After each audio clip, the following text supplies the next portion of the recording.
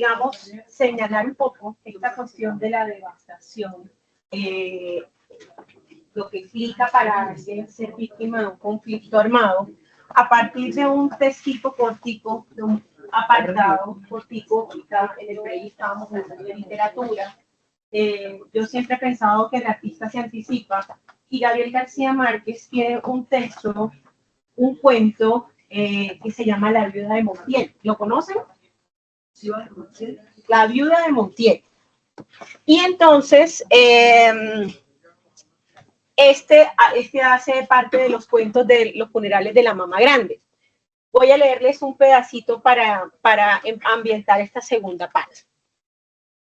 La primera vez que se le vio usar zapatos fue cuando llegó el nuevo alcalde, un sargento de la policía, zurdo y montarraz, que tenía órdenes de liquidar la oposición.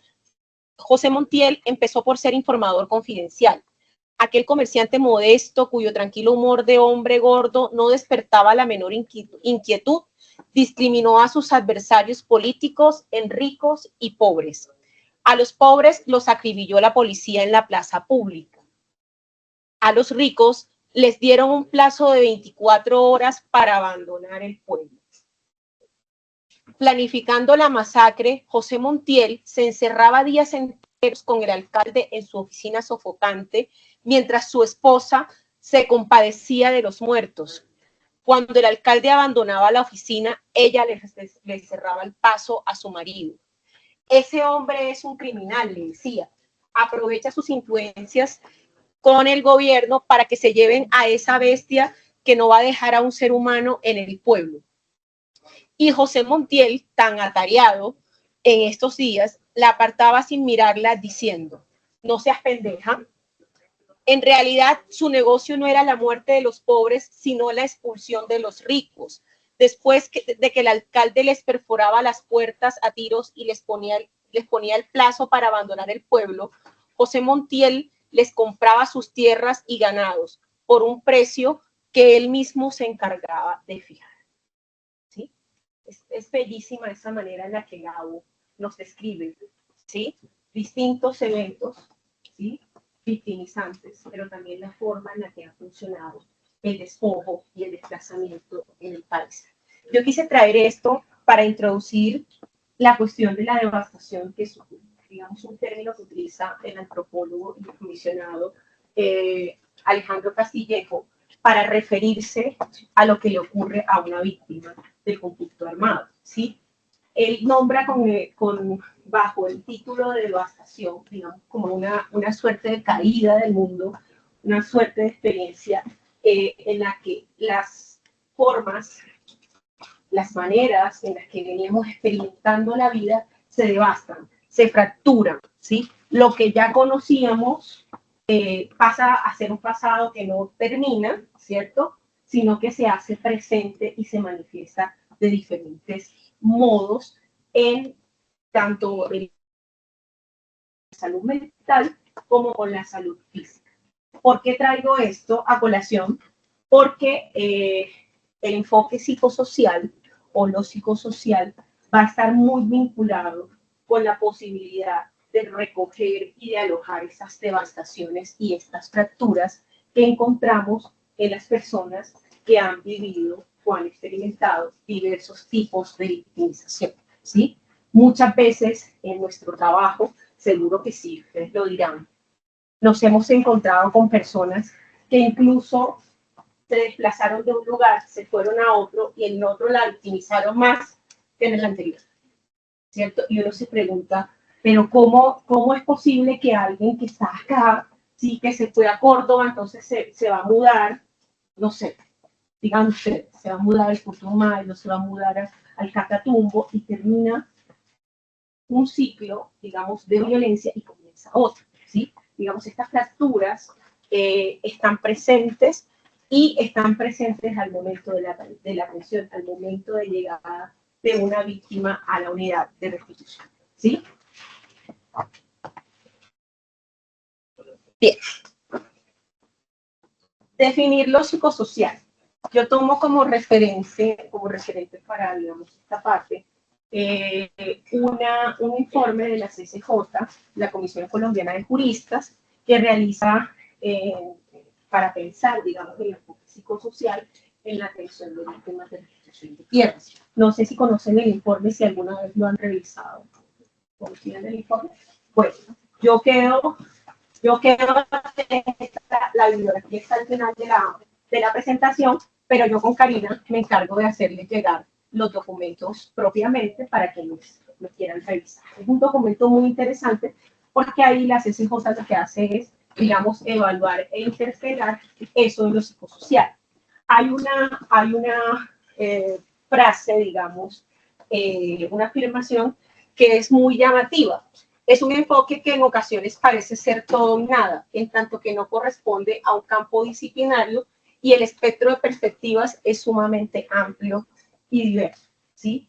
Muchas veces las personas incluso llegan a la unidad de restitución o a las entidades buscando netamente apoyo psicológico. Se sabe que la unidad no puede dar ese tipo de apoyos porque no está dentro de su misionalidad, ¿cierto? Pero eso no lo tiene que saber la víctima, ¿sí? Eso lo tiene que saber el funcionario que puede redirigirla al sistema. ¿A cuál sistema se redirige? Al salud, ¿cierto? El PACSIMI, digamos, para que pueda tomar ese tipo de peticiones. Sin embargo, digamos, lo psicosocial se entiende dentro de un marco amplio que muchas veces puede ser confundido, puede ser prestarse como para malas interpretaciones. Pero básicamente lo que, digamos, la CCJ propone es que en términos generales el enfoque o perspectiva psicosocial es una mirada que va más allá de la concepción individualista de la psicología tradicional, ¿sí? Si bien la palabra psicosocial es al campo individual, porque se entiende que las afectaciones por las que viene una víctima de conflicto armado no responden a una individualidad. O sea, si a mí me llega alguien que tiene un trauma, que por ejemplo, al hablar, tiene dificultades, se trata, que es que porque ella quiere, es así, ¿sí? Sino que hay una implicación social, hay una dimensión social, hay una historia que está jugando y que está operando allí donde esa persona principalmente, ¿sí? Entonces, esa concepción individualista de la psicología tradicional no nos sirve, ¿sí? Por el contrario, lo que buscamos es cuestionar la sobrevaloración del carácter determinante de las estructuras sociales para entender el comportamiento humano. Y en este sentido, digamos, es una articulación entre lo individual y lo social. Bernstein, en el 2010, va a lanzar, digamos, esta definición. Dice, la perspectiva psicosocial es una herramienta de análisis que favorece la comprensión de los comportamientos, emociones y pensamientos de las personas y los grupos, sin aislarlos del contexto social. Dice que otra vez se replica esto de poder entender el contexto social, político y cultural en el que ocurre. Y utiliza herramientas que pueden ser útiles para valorar el impacto, entender la experiencia de las víctimas, fortalecer la propia toma de decisiones, los desafíos de las denuncias, los procesos judiciales y los procesos de acompañamiento, dándole sentido a la experiencia. Yo me quiero detener, digamos, en términos de lo que implica entender la experiencia de las víctimas, ¿sí? Muchas veces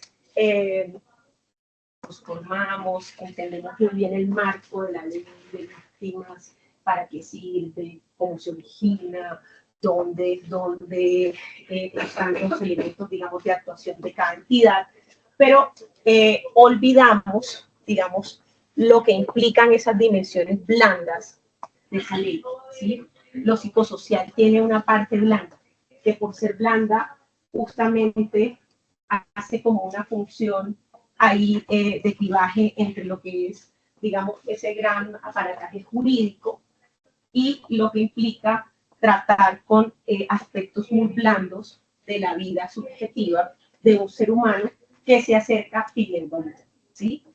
Hay algo muy importante dentro de este enfoque y es la necesidad o la insistencia que hay en recuperar la creencia de las personas en el Estado. Cierto que cada vez la noción de Estado es mucho más líquida, que muy pocas personas, o bueno, muchas personas más bien se quejan de la institucionalidad y muchas veces no hay confianza y eso permite más impunidad, digamos, provoca que la gente no denuncie, que no se acerque a las instituciones. El enfoque psicosocial y la implementación de este enfoque ayuda y puede mitigar estos efectos. ¿Sí?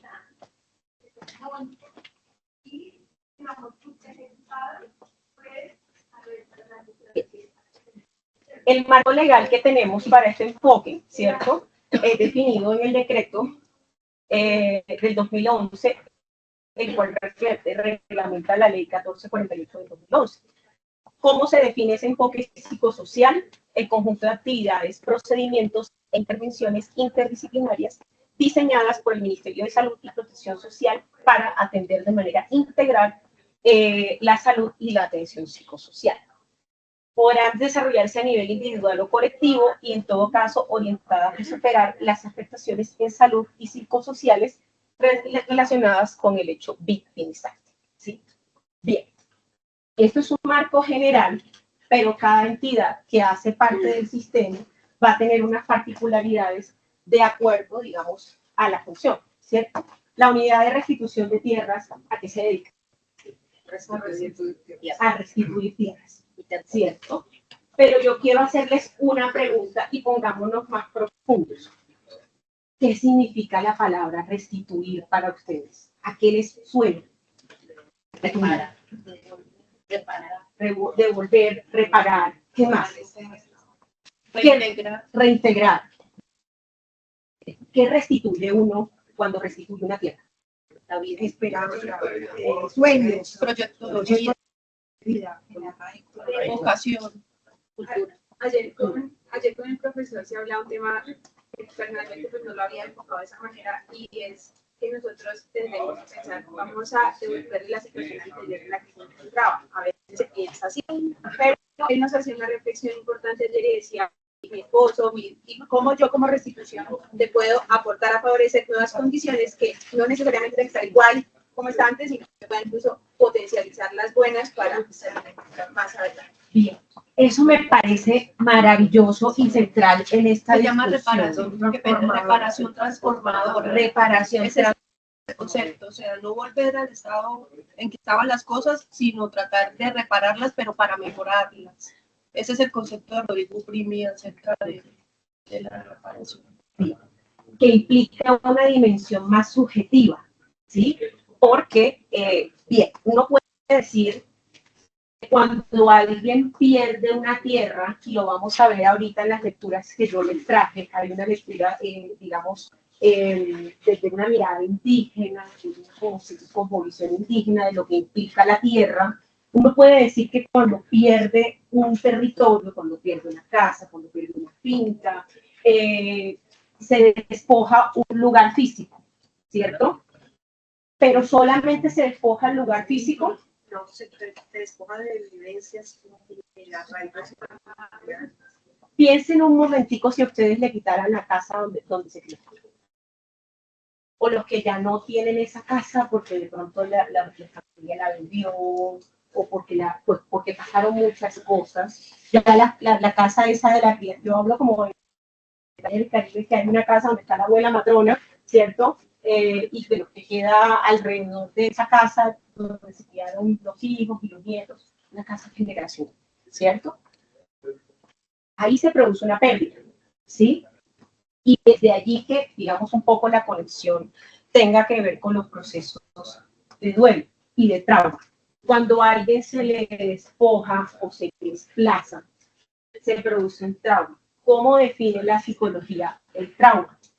El trauma es una experiencia en la que no tenemos recursos subjetivos para simbolizar lo que nos está sucediendo. Es decir, quedamos sin recursos para poder simbolizar y entender lo que nos ha sucedido, ¿sí? Una experiencia traumática es singular. Para el psicoanálisis, todos aquí podemos vivir la misma experiencia, pero cada uno lo va a representar de manera distinta. Yo no sé si ustedes, cuando han entrevistado a familias, cuando son grupos de solicitantes, se encuentran con la narración de un mismo hecho de manera distinta. Sí, claro, sí. ¿Qué sienten que pasa? Porque es que es la versión, cada uno desde sus sentimientos, como plantea su hecho. Es cada uno desde lo que está sintiendo y cómo le está mirando. Alguna vez en solicitud que se tramitó en Cauca, el equipo social se encargó con los catastrales de hacer las diligencias de campo. Y llegaron a la vivienda de donde había sido desplazada esa familia. La señora entró a la casa, y fue su casa, se sentó en lo que quedaba de lo que era su comedor y se le fue. O sea, me comentaba mi compañera en la social que quedó ida. O sea, no pudo decir absolutamente nada. El testimonio que pudieron tomar fue el esposo, que de pronto de alguna manera pues sí lo pudo exteriorizar, pero la señora en toda la diligencia se sentó y lloraba, pero no podía decir absolutamente nada de la situación. No se le pudo recolectar el testimonio total, pero dada esa situación ella no la pudo exteriorizar. Bien. La psicología en general, y aquí un poco va esto, este enfoque psicosocial se ha construido a partir de retazos. Lo decía ahorita, digamos, el enfoque de género, el feminismo, el psicoanálisis, la psicología social, la antropología han aportado, y la sociología han aportado, digamos, a esta construcción que ha sido también en el país lenta, ¿cierto? Porque no han sido solamente las instituciones del Estado quienes han construido una mirada de lo psicosocial, sino también las organizaciones de víctimas, sino también los colectivos y los procesos, digamos, que han ido devolviendo esa construcción o que la han ido moldeando y la han ido separando de miradas asistencialistas a unas miradas que tienen que ver más con una reparación integral, ¿cierto? Volvemos a esa primera intervención que haces de restituir. Efectivamente, lo que se restituye, ¿cierto? No necesariamente es lo que se perdió, ¿sí? Incluso si se restituye, digamos, el mismo predio y demás, que sabemos que es difícil, por muchas situaciones, porque ser ocupantes y demás, eso que se restituye es otra cosa. Yo no sé si ustedes recuerdan, en el Caribe se cantaba una canción de cuna, pero no sé si aquí o en sus lugares de origen, yo lo voy a decir, de pronto desde mi algo parecido, que hablando sobre el duelo, era una canción como muy de duelo, entonces decía, señora Santana, porque yo era niño, por una manzana que se la ha perdido. Yo no quiero una, yo no quiero dos, yo quiero la manzana que se me perdió. A mí me encanta, y esa es la definición más sencilla que yo tengo del duelo. El duelo es una experiencia de pérdida, en la que ese objeto que yo representaba de una manera particular, lo perdí. Y por eso yo no quiero uno, no quiero dos, yo quiero ese, ¿cierto? Cuando una persona, ese o esa, además porque uno puede perder desde una pareja, ¿cierto? Hasta una mascota, pasando, digamos, por los objetos que representan para nosotros un valor emocional. Mire, el duelo no solamente se relaciona con la pérdida de una persona por muerte, sino puede haber distintos tipos de duelo en la vida, ¿sí? ¿Cómo se conecta esto con restituir? Cuando una persona está haciendo un duelo por algo, por alguien, primero insiste en lo que se le perdió. ¿Sí? En lo que se le perdió. Cuando alguien puede, en el camino, digamos, eso se llama trabajo de duelo, por eso alguien ahorita decía, es que se me murió mi papá, y yo decía, tenías dos trabajos. El trabajo de la vida y el trabajo de duelo, que es un trabajo porque implica que eso que yo perdí, ¿cierto? Lo puedo ubicar de otra manera, digamos, en la vida. ¿Cómo se conecta esto con el proceso de restitución? Cuando alguien llega a restituir y a solicitar, digamos, su derecho que fue arrebatado, ¿sí? Sea por actores armados, por los distintos actores que han participado en el conflicto, llega no solamente a restituir un lugar físico, sino un lugar psíquico, algo que se perdió con el retiro de ese objeto, ¿sí? Y eso quiere decir que ahí hay algo blando que nosotros ni siquiera lo vamos a poder representar solamente, ¿cierto?, con el jurídico, sino que implica un acompañamiento. Esta dimensión, digamos, del enfoque psicosocial busca que las personas puedan primero alojar, hablar desde su experiencia de vida, desde su sufrimiento, pero no quedarse en él, ¿cierto? Es un enfoque que busca que ese sujeto que ha vivido una experiencia victimizante o varias, tenga la posibilidad de que en ese camino, que muchas veces sabemos que es largo y que no todo el tiempo da buenos resultados, ¿cierto?, podamos acompañar, pero acompañar en la restitución también de un lugar subjetivo, este lugar de víctima. En principio es un lugar jurídico, permite que la persona pueda emprender actos de defensa de sus derechos, pero además que restituya en ellos la posibilidad de hacerse una voz. Bien, yo ahora los quiero invitar a que hagamos un ejercicio. Vamos a hacer una fila de abogados. ¿Dónde están los abogados? Ah, la fila por aquí. Y uno de los cuellos de botella que se identifica, digamos, que no es solamente cuestión de la UDP, sino de muchas entidades, es que esta participación del enfoque psicosocial muchas veces se malentiende como una participación de quienes son los sociales, ¿sí? Entonces, vamos a indagar, ¿sí?, a ver cómo es que este enfoque psicosocial es transversal en el trabajo que todos desarrollan, ¿sí?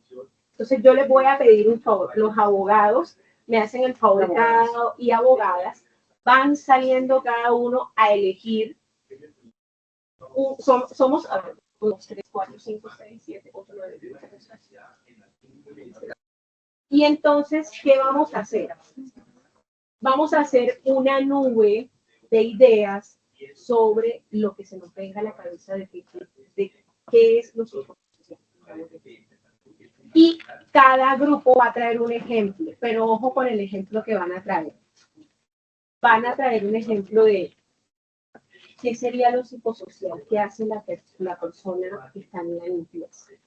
¿Qué sería lo psicosocial que hace el vigilante que está a la entrada de la UDP? ¿Sí? Van a elegir el personaje que ustedes consideren que está más lejos de lo psicosocial. Nadie me venga a poner ejemplo psicólogo, porque lo castigamos, porque hay pendencias. No, ustedes van a pensar en ejemplos donde haya una función psicosocial en alguien que no sea misionario, dentro de lo que se entiende que debería ser la función psicosocial en un grupo. ¿Vale? ¿Sí se entiende la 1 y 2? Y con la lluvia de ideas, tuvimos así las siguientes palabras: empatía, escuchar, calidad, atención, tejido social, motivar, fortalecer, dignidad humana, calidez, cuidar, diligencia y salud. La lluvia de ideas, palabras para el tema de psicosocial.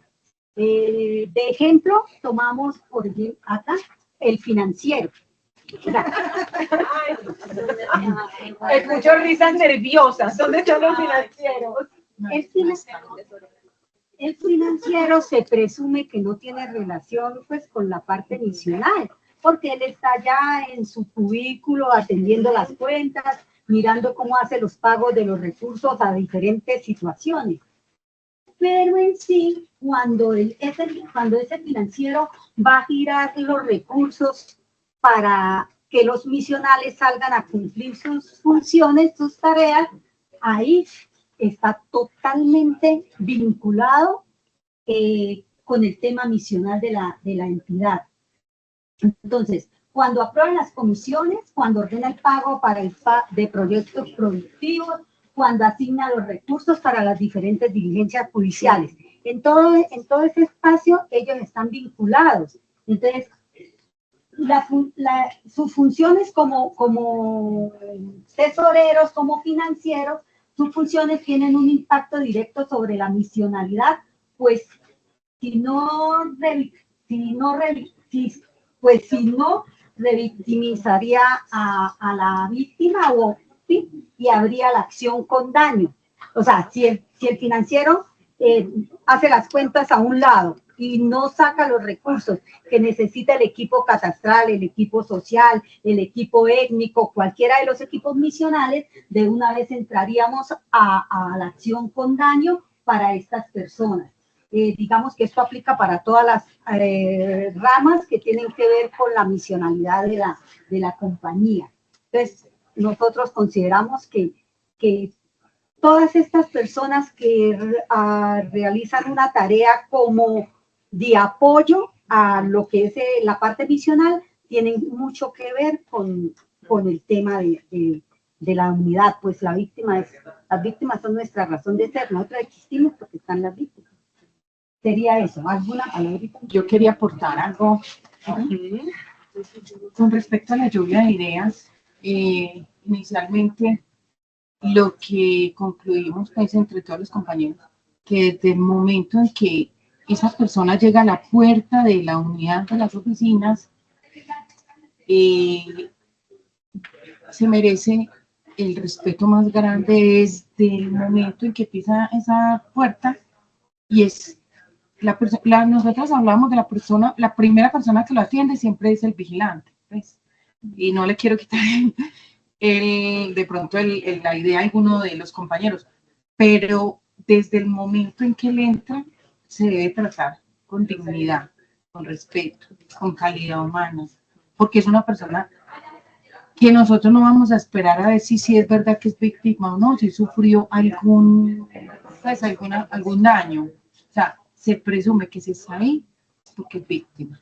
Entonces, por eso nos fuimos por calidad en la atención, por fortalecimiento del cuidado, dignidad humana, la calidez, porque para nosotros es supremamente importante eso con el inicio de la atención. Muchas gracias. ¿Qué más? Aquí me llama la atención que ustedes tocan algo muy importante, que es el reverso del enfoque de la acción sin daño, ¿cierto? Lo que implica que, digamos, una intervención puede llevar en sí misma, ya la palabra intervención significa intervenir entre dos, y ya de entrada ahí puede existir la posibilidad latente de un daño, ¿cierto? Sí, claro. Siempre lo sabemos y estamos advertidos de eso. Ahora, en la misionalidad, ¿cierto? Estas acciones que aparentemente tienen, digamos, bueno, una justificación en el marco de cómo se derivan los dineros, se disponen los recursos, etcétera. Esto impacta porque además no solo es el funcionario que se queda esperando y se queda con las ganas o con el deseo o con ya todo el trabajo montado para irse a campo, sino que los que están en campo también están esperando que el funcionario llegue. ¿Sí? Es en doble vía, porque también el primero que recibe la acción con daño va a ser el funcionario que está diligenciando esto. ¿Sí? Muchísimas gracias. Yo tengo una duda, ¿por qué se pusieron los unos después de fuera del chiste? ¿A dónde está la compañerita? Sí, claro, los unos, pero sí tendría que ver pero sí tendría que ver con Atila. Con Atila, sí.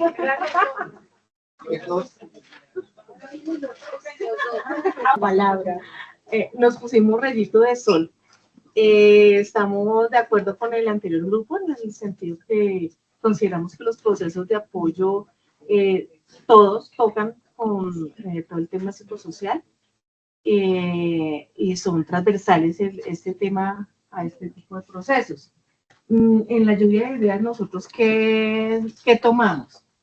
Canales de atención, articulación entre todas las áreas, comprensión del proceso como tal que se maneja en la entidad, generar conciencia de memoria histórica que producimos a nivel de restitución de tierras. Recordemos en más ni menos la consolidación de un adecuado manejo documental es lo que nos permite tener para nuestro país la memoria histórica del despojo en Colombia. Cuidar al cuidador nos parece básico y muy importante porque cada uno dentro de sus labores en la entidad se puede ver afectado por las situaciones que se viven directa o indirectamente, entonces merecemos tener ese cuidado internamente y también hacia afuera con nuestros usuarios. Enfoque psicosocial y de género, eso fue a nivel de lluvia de ideas.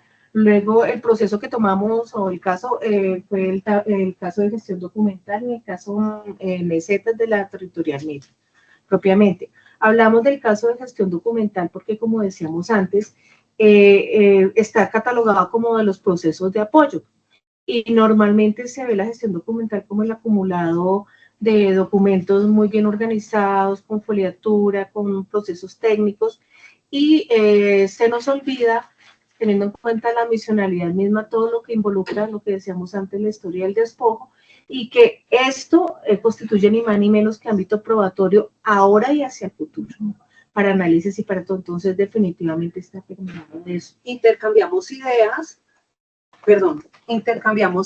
y al momento de hacer una verificación en razón de qué experiencias teníamos bonitas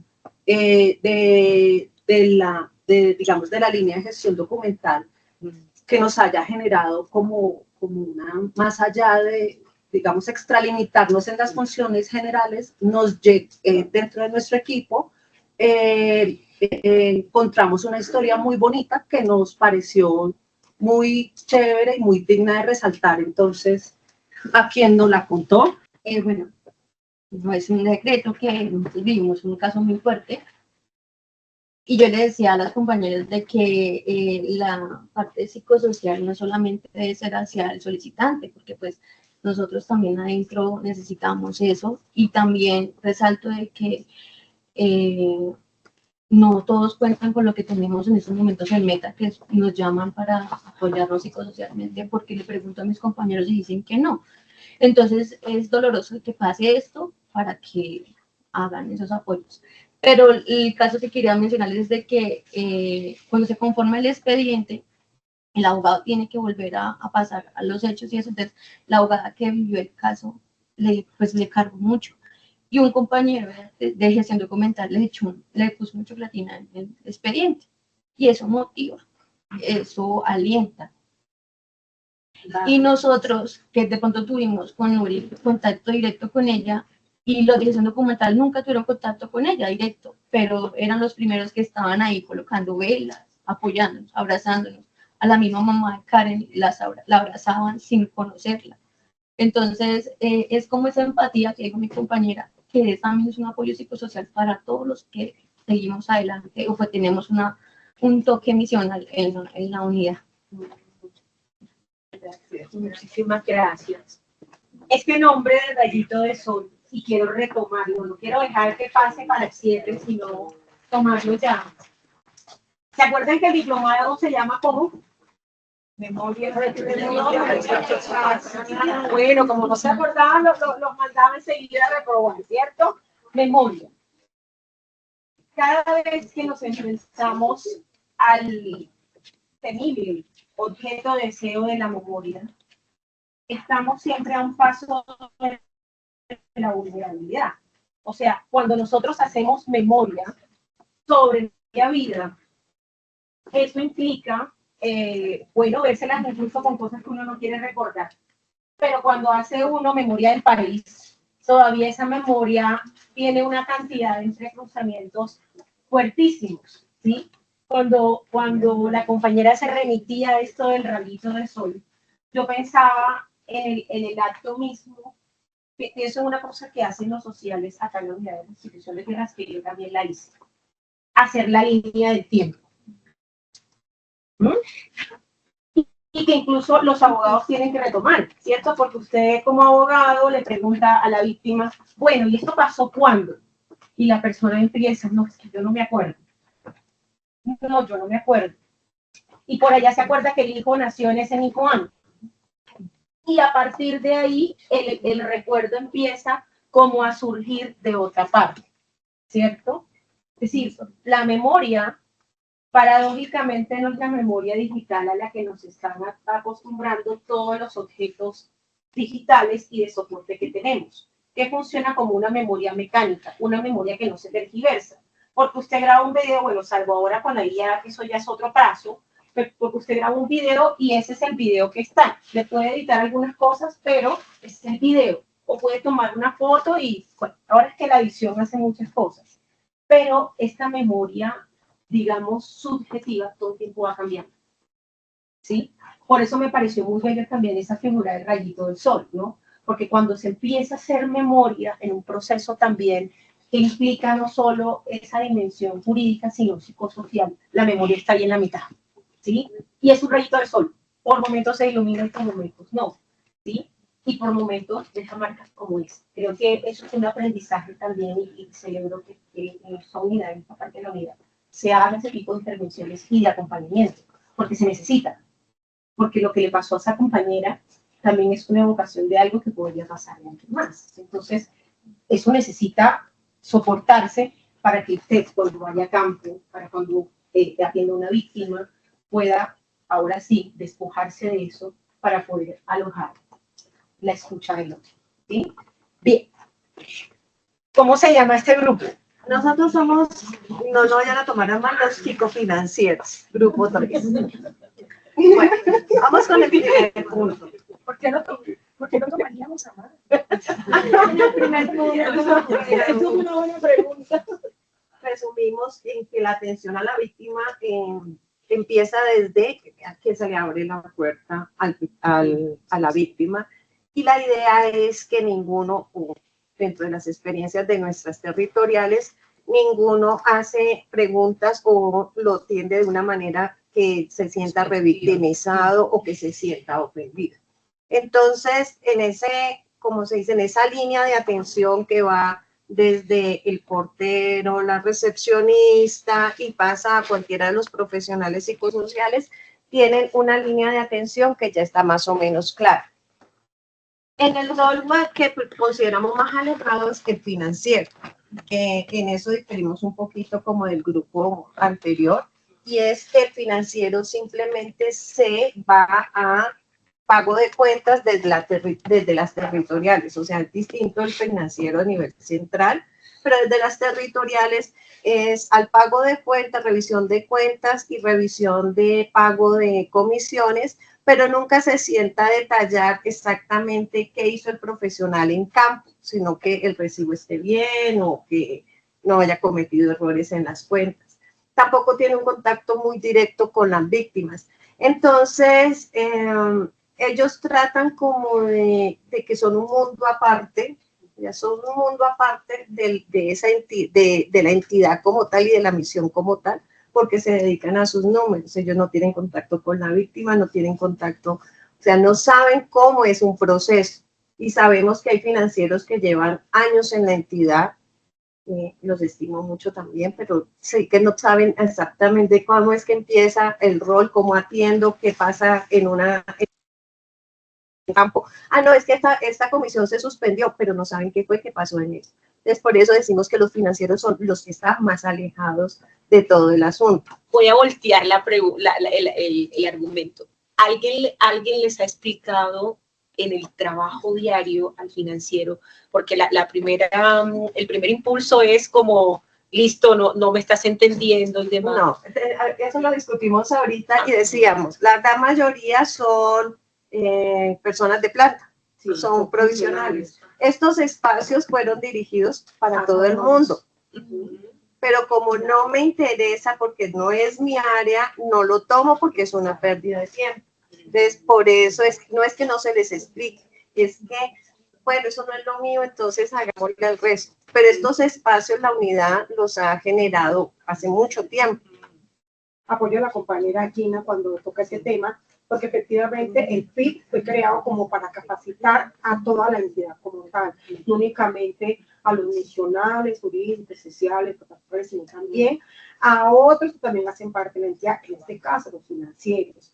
Comento porque hubo una experiencia el año pasado en el PIC, que estuvimos en Cartagena y estuvo la doctora Isolia. Ella es financiera y tuvo una experiencia bonita porque a pesar de su rol de financiera, de números, cuentas y demás, y pago de nóminas, ella experimentó el tema de las víctimas, el tema de cómo se llegaba una solicitud a la entidad, o sea, cómo se canalizaba, cuál era todo el proceso hasta el fin, hasta la demanda, y incluso hasta el despacho. Entonces ella entendió y de paso, pues creo que fue una persona que acá replicó todo lo que se vio, todo el tema étnico, porque fuimos a Cartagena en el tema étnico, y ella replicó acá todo lo que pasó, lo que vivió y la importancia que tiene, no únicamente estar como rol financiero, sino también como que una área que también puede ser transversal a otras áreas que van siempre, porque todos tenemos el mismo bagaje, y el bagaje es y la misma como finalidad, que es la restitución de las víctimas, y que ellos puedan restablecer sus derechos y vivir en una paz que sea larga, constante y duradera. Entonces, en ese orden de ideas, pues creo que el financiero se aleja, pero es el más llamado a que se integre, porque pese de que se mantiene su partico de cuentas y nóminas y demás, es importante trabajar por ello. ¿Cómo llamarlo, no? Exactamente, entonces ese es el llamado. Por eso pusimos psicofinanciero. Es una forma como de llamar la atención y como para que se incluyan en este tema. Y es muy lindo, ¿no? Porque las finanzas también tienen que ver con la economía psíquica, donde ponemos nosotros el manejo de la economía psíquica, ¿no? Exacto. Lo que le desgasta a uno, eso que es económico, pero que Sí. tiene otras representaciones también. Y lo que menciona la compañera, realmente Isolia creo que estuvo prácticamente en todos los cursos del año anterior, o sea, ella quiso empaparse de absolutamente todo, entonces también es una cuestión muy personal y de voluntad. Sí.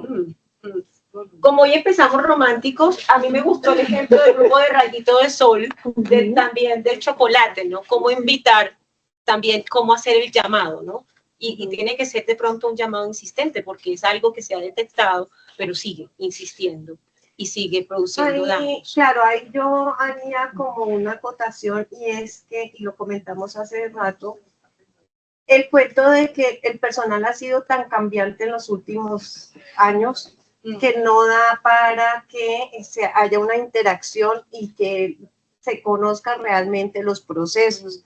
Entonces, lo digo desde mi unidad, los que somos de planta, los que ya llevamos un tiempo, sabemos el rol de cada uno y podemos ayudar a cada uno de los que están ahí, pero cuando entra gente nueva con otra visión o que no alcanza a ser capacitado, y entonces de aquí a que usted le explique cómo es el cuento y a los 3 meses se fue o se fue al año, es muy difícil poder transmitir ese mensaje de pertenencia, porque es más un mensaje de pertenencia hacia la unidad y hacia las víctimas. Ahí brevemente, profe, compartir una experiencia del equipo de nosotros, y es que si el equipo es cambiante, como líderes estamos obligados a que el mensaje se transmita y se transmita bien. Entonces nosotros, por ejemplo, citamos a conversatorios ahí internos, a toda la oficina, siempre a sociales, catastrales y jurídicos. Ya lo abrimos a sociales y catastrales, pero hay gente que no le interesa y es respetable. Esos ejercicios se proponen constantemente con conceptos, con sentencias, casi que hacemos un control de lectura con Alexa.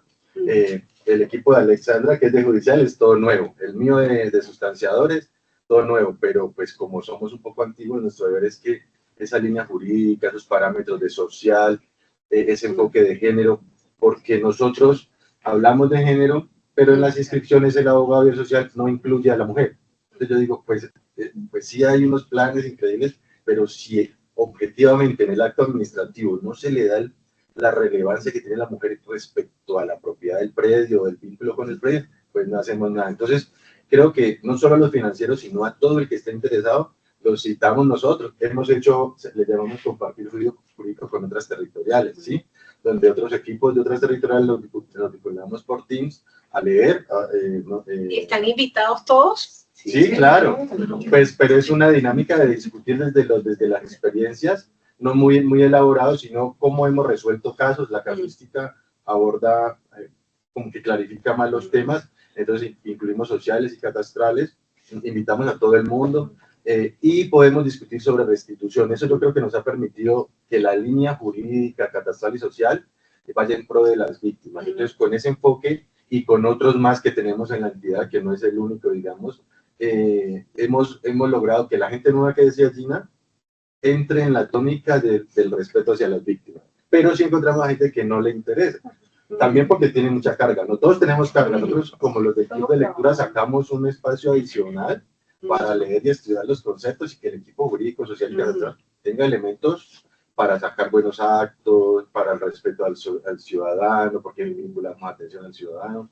Entonces, yo creo que es un ejercicio que, aparte de este que estamos hoy, hay que hacer en las territoriales de estudio, de replicar esto. Por ejemplo, aquí tenemos que replicar a los compañeros lo que hemos aprendido. Gracias por escuchar. Gracias. Ese es nuestro nombre. La Liga Transformadora. Bueno, el nombre es muy particular, ¿no?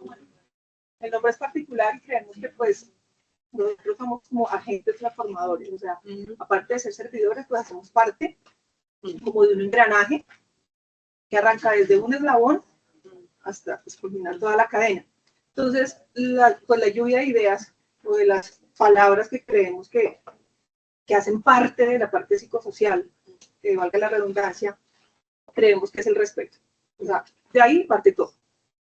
Creemos que la empatía, la diligencia, el don de servicio, la escucha para con los demás, la comunicación asertiva, el lenguaje claro y sencillo y la inteligencia emocional. O sea, creemos que todas esas palabritas hacen parte como de una mezcla o son los elementos fundamentales para poder contribuir a que en realidad seamos agentes transformadores y no simplemente se quede en una sola frase.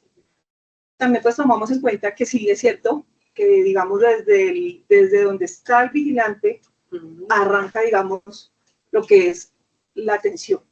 Y creemos que de ahí es importante que la atención sea una atención de calidad, independientemente de quién sea. Personas que equivocadamente llegan a la oficina, creen que ahí queda tal o determinada oficina. O sea, ¿qué nos cuesta brindar una información, ¿sí?, de calidad? Ubicarlos, orientarlos. A veces no conocemos dónde queda determinada oficina, a nosotros no nos cuesta nada buscar en Google, buscar en un directorio, llamar a otra territorial, brindarle la información. Bueno, lo hablo porque en mi territorial tenemos muchos visitantes o muchos solicitantes que son de otras territoriales. ¿Y cómo es posible que no le podamos brindar una atención de calidad? O decirle, no, como su proceso no está aquí, es de otra territorial, no, qué pena.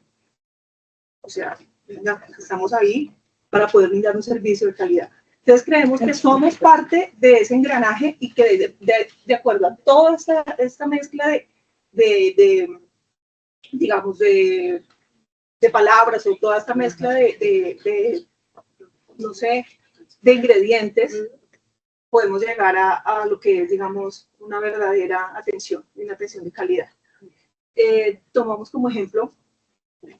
Escogimos financiera, pero lo analizamos desde una perspectiva diferente a la que han expuesto los compañeros. ¿Por qué? Yo les decía a los compañeros, nosotros somos privilegiados. Estamos en un equipo de personas privilegiadas. Nosotros no tenemos que pasar una cuenta de cobro, no nos tienen que revisar, no pasamos por una persona que valida o no si nos pagan o no nos pagan, como si pasa con los compañeros con tarjetas, así en primas. ¿Sí? Y entonces, ¿qué problema hay con financiera relacionado con lo psicosocial y a la par vinculado al desarrollo humano del proceso de restitución?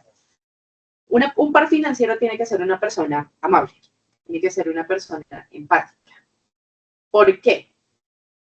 Porque puede presentarse el caso de que la persona financiera sea una persona que no sea asertiva, que sea un poco conflictiva y que desmotive al personal que trabaja para restitución. Y que puede entorpecer los procesos básicamente si no comprende el lado humano, que la persona no va a rendir lo mismo si está atravesando una situación compleja a que si está en condiciones completamente normales.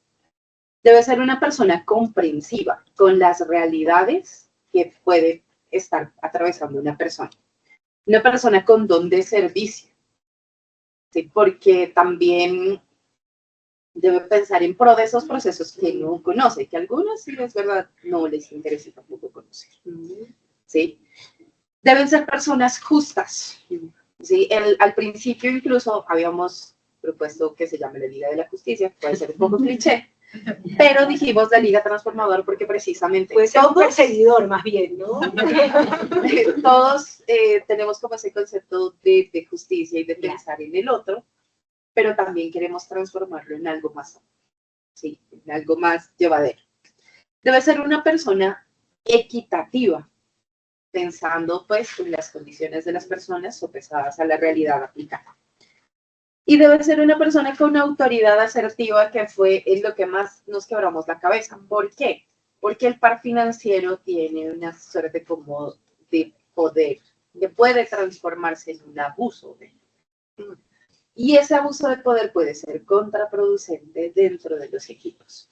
Entonces, es lo más conveniente que la persona que asume el rol de par financiero o la persona, que eso incluso puede sobrepasarnos a un coordinador misional o a un coordinador de un área de apoyo, que si siente ese abuso de poder puede pasar a irrespetarnos, puede incluso llegar a casos que se configuran como acoso laboral fácilmente.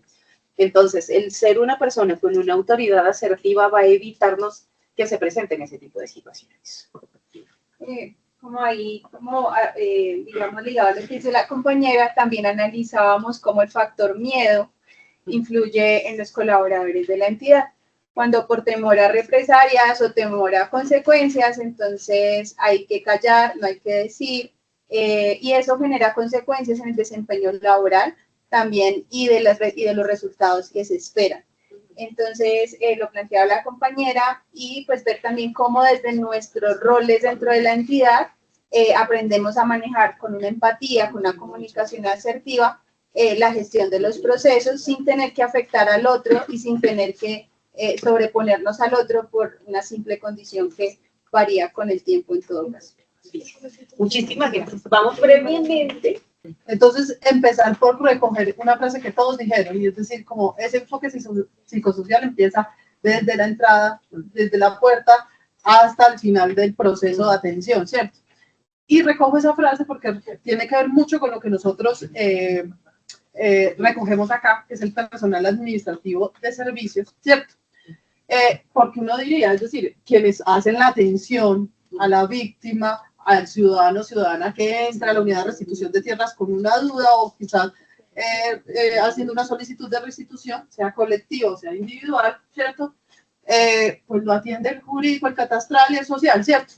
Pero nosotros reconocemos que cuando decimos que empieza en la puerta, esa atención y ese enfoque, en últimas también es una cadena de atenciones y relacionamientos, ¿cierto? Que termina muy mal, y termina muy mal es cuando vemos, por ejemplo, que una víctima estalla o tiene un trato tosco, pero entonces uno tendría que preguntarse cuál fue la cadena de atenciones que la llevó a estallar y a creer y a tratar mal incluso al otro, ¿cierto? O cuando se siente reconocida, se siente escuchada, se siente tratada con dignidad, quizás esta atención también empezó desde la puerta, ¿cierto?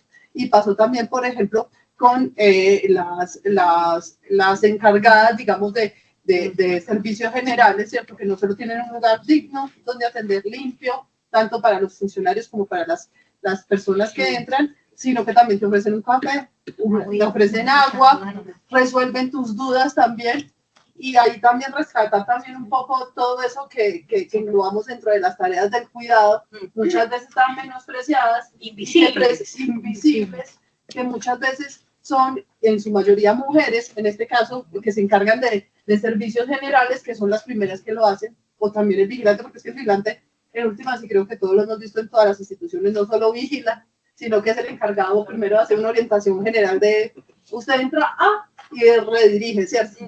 Entonces, en esas tareas del cuidado es donde en principio se empieza a poner en juego ese enfoque psicosocial. Y allí es vital porque un trato con dignidad y una escucha te pone en otro lugar. Y no te pone en el lugar como si estuvieras pidiendo una limosna, pidiéndole que por favor te atiendan, sino que eso es, ahí empieza el trato con dignidad. Y una obligación, un derecho, y se pone en juego eso, ¿cierto? Perdón, y súmele, compañera, que de lo que acaban de decir, algún grupo mencionaba que ellas están tan comprometidas que de hecho saben más del proceso que cualquier otra persona. Entonces, porque o sea, aprenden, o de hecho a veces terminan siendo nuestros psicólogos y los psicólogos de las víctimas, y nos escuchan y terminan aprendiendo más. Entonces eso es algo bonito que hay que valorar y rescatar. No, incluso las que dan el té, la valeriana, el cafecito, cuando alguien se desborda y no tiene dónde llorar y se mete en la cafetería. ¿Quién escucha, no?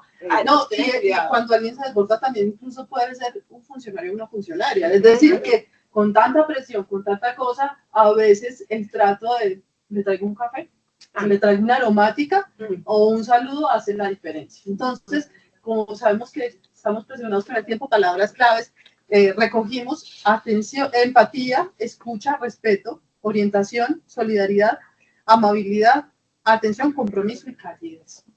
No sé si algún compañero o compañera quiere decir algo que se me escape. Yo quiero mencionarle un caso particular bien corto. Nosotros en el Putumayo tuvimos un caso de un solicitante, porque a veces hablamos solo de las afectaciones hacia él, sí, pero como decían los grupos, también estamos nosotros, que no se tienen en cuenta. Yo era la abogada sustanciadora y tenía mis profesionales de apoyo. Teníamos solicitudes, una ruta, una de restitución de tierras. El señor era, mejor dicho, de los solicitantes difíciles de manejar. Sí, que tanto así las sociales no querían absolutamente nada con esta persona.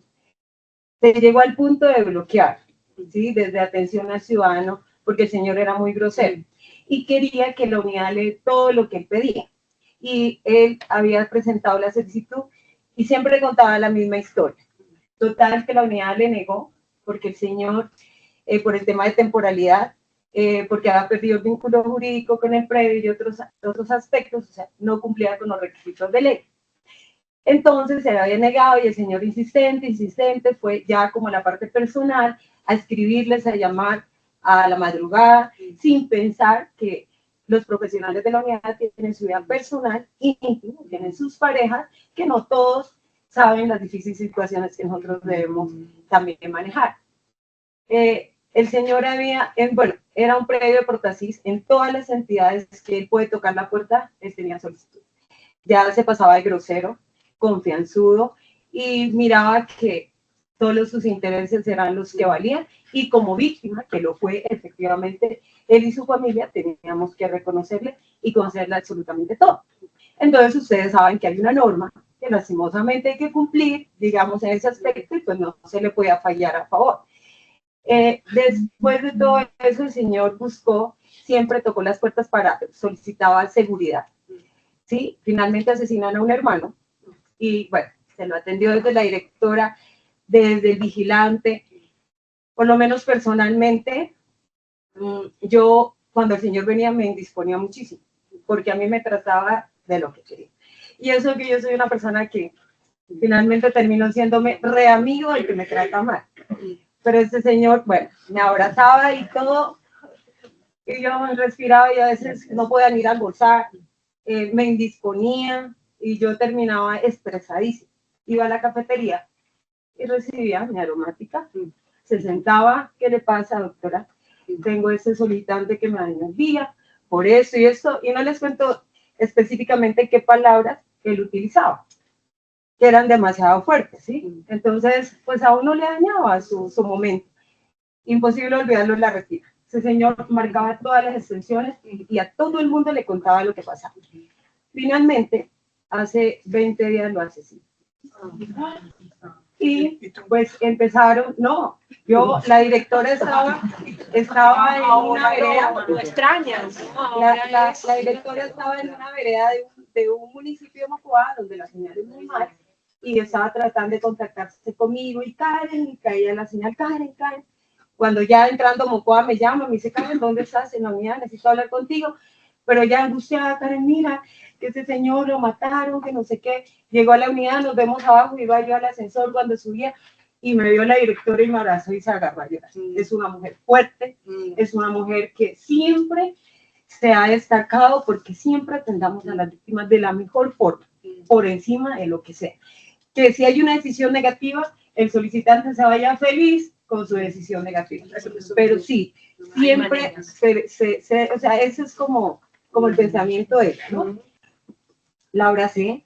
Yo, obviamente también me toca porque era mi caso, quería llorar, pero traté de ser fuerte. Y yo le digo, bueno, directora, igual, digamos, dentro de la parte administrativa, así que va por una investigación porque ahí mismo llegaron las fuerzas públicas a investigar, bueno, ¿qué pasó? Porque ya todo el mundo conocía el caso. De hecho, hasta mi familia llegó uno de Portasís que ve allá y ve que no sé qué, no estaba en un caso un señor que peleaba por los predios, el fulanito de tal, o sea, le sabía el nombre. Sí, eso, ya sabemos que el señor es súper conocido allá por este tema. O sea, fue un caso muy popular. Entonces ya todos se enteraron y empezaron a escribir. O sea, parece que fuera nada, pero yo recibí llamadas y mensajes hasta la madrugada. Y es que es un vínculo. Sí. Es decir, no hay que olvidar que hay un vínculo ahí que aparece y que tiene todas los matices, ¿no? Y obvio, Entonces, y yo, muy importante en mi fortaleza, pues también sentí miedo, porque empezaron a decir que la familia iba a investigar las causas de la muerte y el señor decía que la esperanza de él estaba depositada en unidad de restitución de tierra, en su mal concepto y conocimiento, decía que nosotros estamos tramitando el proceso de sucesión, nada que ver, sí que es un tema así muy aparte que se le explicó, que se lo instruyó y todo, pero no entendió. Yo ese fin de semana no salí de mi casa, ¿sí? Le comenté a mi mamá, dije, bueno, si pasa algo, yo estoy acá, tengo este caso, que ella lo conocía, porque me decía, bueno, ¿por qué no vienes a almorzar? ¿Por qué te demoras? ¿Por qué? Y yo le digo, no, es que tengo el caso del señor que me tiene hasta aquí, y pues estoy acá, no te preocupes, ¿sí? Porque tengo una dieta también como rigurosa en cuanto a la gastritis y temas como estos de aquí podemos tener. Entonces, esa es una situación que llega mucho, ¿sí? Y que toca, y a veces dice, ay, mira, Karen, no, imagínate, claro, no lloré, pero sí me llegó, siento mucha tristeza por él y su familia, siento tristeza porque la esperanza de él estaba depositada en nosotros, pero pues nosotros tampoco podemos salirnos de la parte normativa y hacer cosas que no, porque si yo tomo una decisión negativa, pues viene a Bogotá a revisión, me hacen un no conforme, y posiblemente puede entrar hasta un disciplinario. Sí, entonces, por más a veces que uno quiera ayudar a la gente, son situaciones que salen de la mano, pero también somos afectados. Entonces, las de la cafetería me han escuchado, triste y me han consolado, entonces yo valoro mucho. Y ahora, Karen, también te hemos escuchado y también sabemos, vía tus palabras, que hiciste lo que podías hacer. Que no quede esa culpa de lo que no se hizo, porque se hizo lo que se tenía que hacer, ¿no? Eso es así.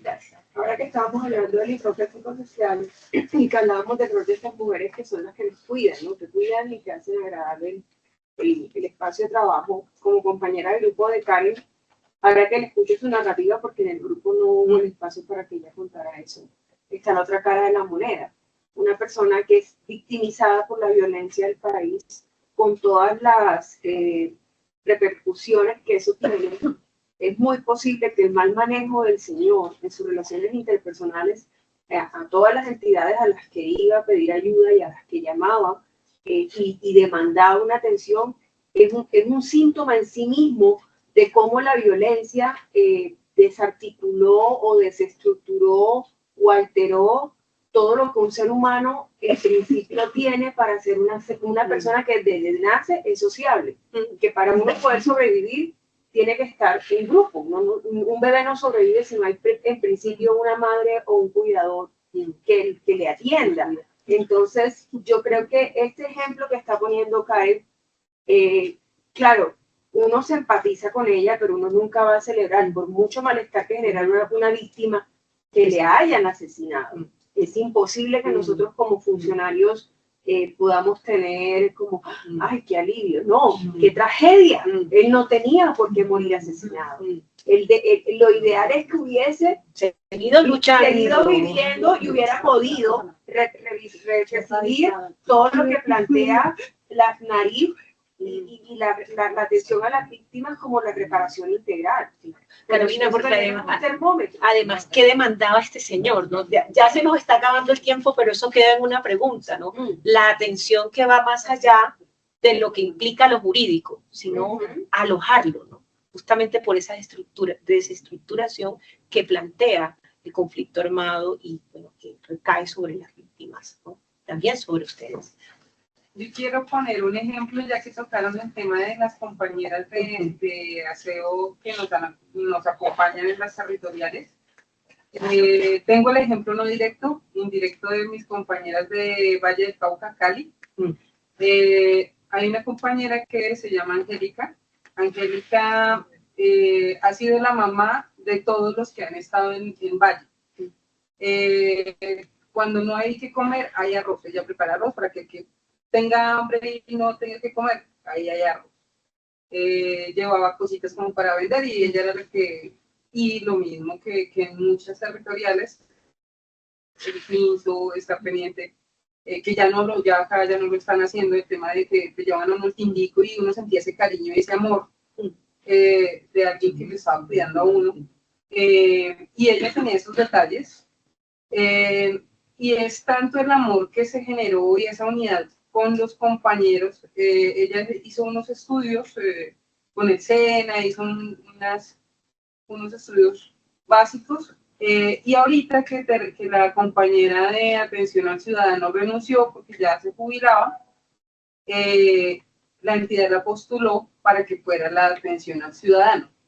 Y ella ya tenía tanto conocimiento de tantos años de estar oyendo a los abogados, escuchándolos, que ahora es la atención al ciudadano.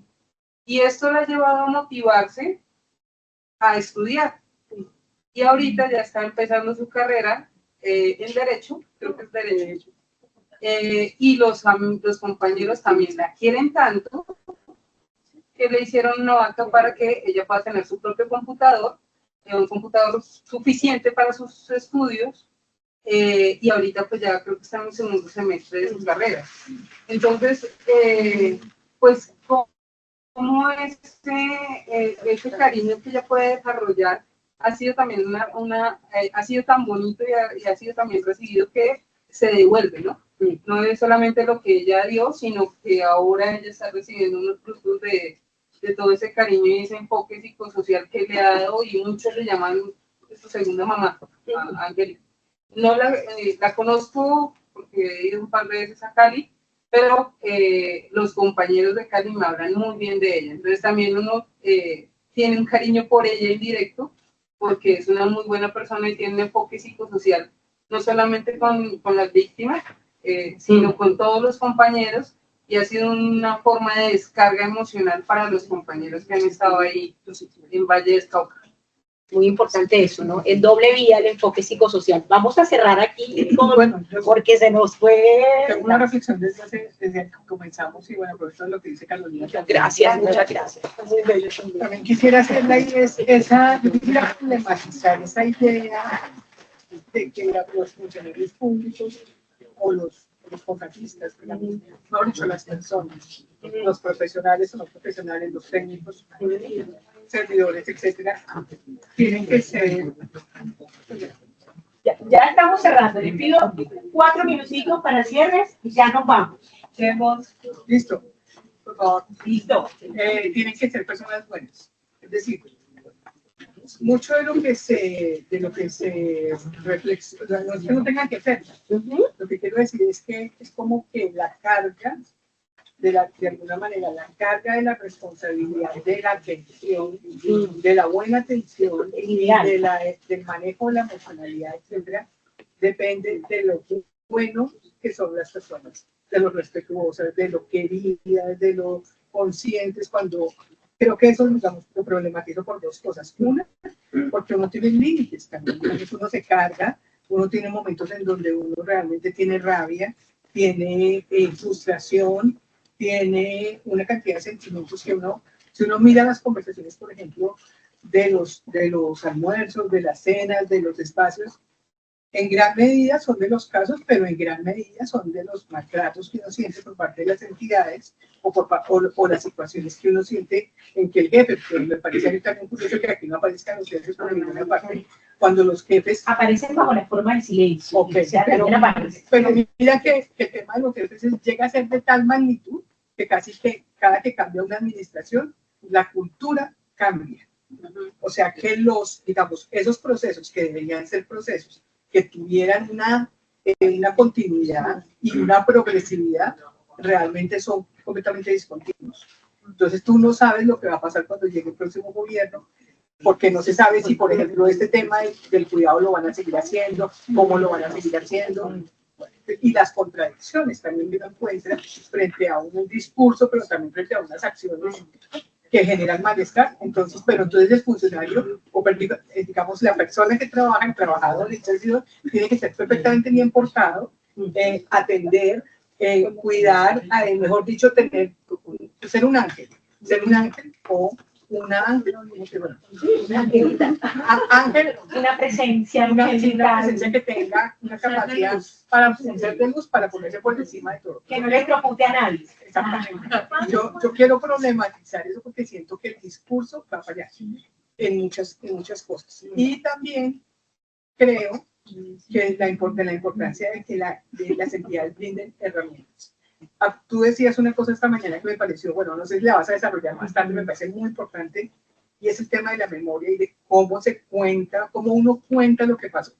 Nomás en la presentación que hicimos, cada vez que alguien hablaba de otra persona, o sea, si uno miraba la cara de la persona de la que estaban hablando, esa atención que uno pone de ver cómo el otro lo representa, qué dice de uno, qué tanto lo conoce, qué tanto captó lo que uno quería decir, eso es lo que demuestra, me parece a mí, una necesidad de reconocimiento, pero que es natural y es, ¿no? Pero también, digamos, uno construye unos relatos sobre lo que uno quiere que el otro escuche y sepa de uno, ¿cierto? O sea, yo no le dije a nadie que, o sea, no sé, ¿no? Uno no cuenta lo que no quiere que el otro. Cuando las víctimas también vienen a contar su historia, y eso lo desarrolla muy bien una académica argentina que se llama Beatriz Zapiro. Ella habla de que uno, es como el cuento de que yo conozco a la persona, o sea, cada vez que yo me enamoro de alguien, me enamoro de quién es, de quién cree que es, de quién cree que, o sea, ¿no? Es más o menos eso. Los relatos de las víctimas son relatos construidos también. Y muchos de nosotros, yo diría que muy pocos, realmente tienen herramientas para lograr, digamos, discernir y separar el relato de lo que sucedió, de toda la construcción de lo que hace esa persona sobre lo que sucedió, no porque sea falso, sino porque la persona quiere empatía de quien lo está escuchando y necesita que le escuche ciertas cosas, sabe que mueve fibras, sabe que la persona puede reaccionar, ellos aprenden perfectamente a que si la persona escucha determinadas cosas puede activar respuestas, ¿cierto? Y la verdad es que la entidad nos da esas herramientas para que nosotros, como las personas que estamos ahí atendiendo, logramos discernir, logramos, digamos, reaccionar de una manera adecuada frente a eso. Frente a muchas otras cosas, lo que tú cuentas es terrible. Y el relato, ¿cuál es? Tú solita, ¿cómo lo resolviste? O sea, para mí la pregunta de tu relato es ¿cómo entra la entidad a apoyarte a ti y a hacer un ejercicio de rodearte para que ese peligro que tú sentías, frente al cual tienes una reacción perfectamente humana, que no puedes decir porque todo el mundo como así, no, claro que uno siente alivio cuando una persona que le está amargando a uno la vida, pues ya no está, pero la pregunta no es esa, la pregunta es ¿dónde está la entidad apoyándote y no permitiendo que esa situación se te vuelva a ti una situación en la que tú estás perfectamente solo, o con el apoyo de la señora del café, por favor, o con el apoyo, ¿me explico? Eso es un primer auxilio, pero se necesita algo más. Y que en una situación ya extrema y peor terminan echándole la culpa a los funcionarios. O el funcionario echándole la culpa. Exactamente.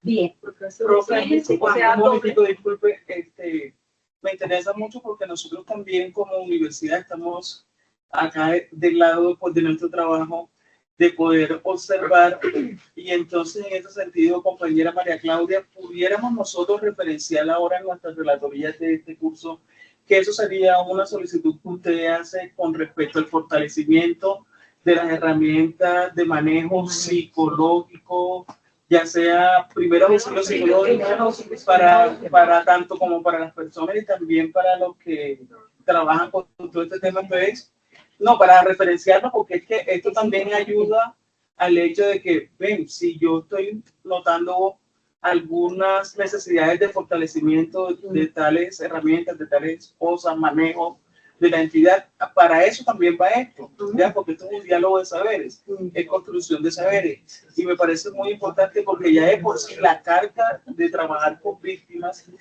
en su gama de personalidades, en su gama de emocionalidades, en su gama de traumas, ¿cierto? Que también van a traer, eso es súper importante, y ojalá, como dice la compañera María Claudia, quedara independientemente de la fluctuación gubernamental, sino que debería ser como inclusive un derecho también. Todavía a veces la salud mental y esta herramienta no se ve ni siquiera como un derecho o como algo importantísimo que se debe manejar, pero en estas entidades creo que es prioritario. Debería ser una política. Exactamente, sí, una política. De quienes era están. como para...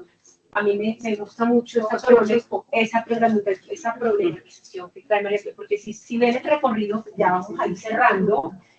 El recorrido que yo les propongo, digamos, tiene que ver como un marco grande de lo psicosocial. Luego lo vamos agotando a las víctimas como tal. Luego pasamos por lo que ocurre internamente en el trabajo interdisciplinario, pero digamos ya este campo, que ya lo toca María Claudia, lo dejas enunciado, ya no lo vamos a alcanzar a desarrollar de la manera como lo tenía pensado. A mí a veces los tiempos se me trastocan, pero esto del cuidado de sí mismo también implica, por un lado, la responsabilidad de la institución, pero también del sujeto que está puesto, digamos, sobre este trabajo. Hemos escuchado también que alrededor del tema de víctimas, ¿se acuerdan la primera pregunta, la de la cita de por qué las víctimas? Eso es muy importante. ¿Por qué trabajo con víctimas? ¿No? ¿Por qué el trabajo con víctimas?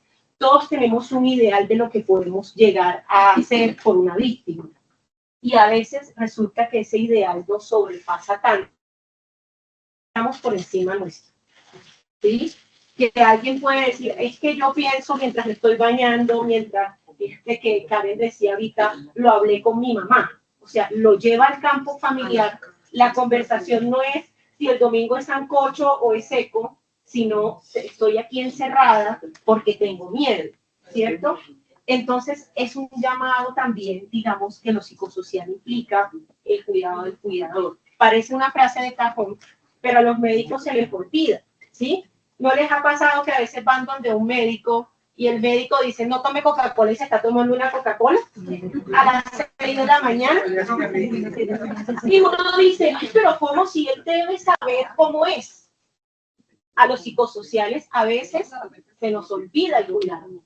A los que estamos en el campo de las víctimas porque creemos que podemos llegar a un océano, rescatar a alguien de lo profundo sin que nos pase nada, ¿sí?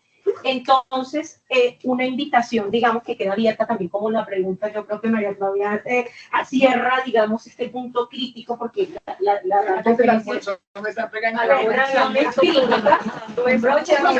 claro, porque como tenemos todos el estómago vacío, María Claudia también nos hace un vacío y nos dice, vea, esto también es importante, ¿sí?